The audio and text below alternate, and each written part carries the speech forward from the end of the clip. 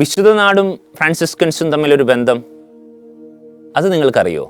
വിശുദ്ധ നാട്ടിൽ ഈ അടുത്ത് പോയിട്ടുണ്ടെങ്കിൽ നിങ്ങൾ ശ്രദ്ധിച്ചിട്ടുണ്ടാകും, മിക്ക ഇടങ്ങളിലും ഫ്രാൻസിസ്കൻ സന്യാസിമാരെ കാണാം.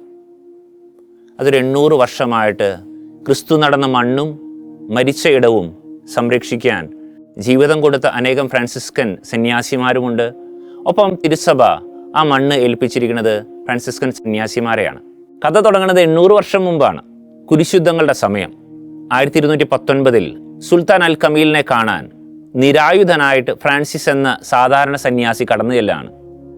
യുദ്ധങ്ങൾ ആയുധമൊന്നുമല്ല, സമാധാനം ആഗ്രഹിച്ച് പ്രാർത്ഥിച്ച് സ്വന്തം സഹോദരൻ്റെ ഒപ്പം ഭാഷ പോലും അറിയാതെ ഫ്രാൻസിസ് കടന്നു ചെല്ലുന്നു. ആയുധങ്ങൾ കൊണ്ടല്ല, മറിച്ച് സ്നേഹം കൊണ്ട് മുസ്ലിം ഭരണാധികാരികളുടെ ആദരവ് പിടിച്ചു പറ്റാൻ ഫ്രാൻസിസിനും ഫ്രാൻസിസ്കൻ സഹോദരങ്ങൾക്ക് സാധിച്ചു.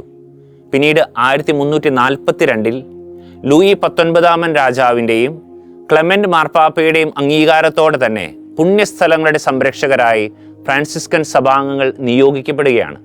പിന്നീട് അങ്ങോട്ട് ഇന്നുവരെ ആ മണ്ണിനെ മാത്രമല്ല, ആ ജനതയുടെയും വിദ്യാഭ്യാസവും സംരക്ഷണവും ആരോഗ്യവും ഒക്കെ കൂടെ നിന്ന് അവരെ വളർത്താനും സംരക്ഷിക്കാനും ഫ്രാൻസിസ്കൻ സഹോദരങ്ങൾ ഉണ്ടായിട്ടുണ്ട്.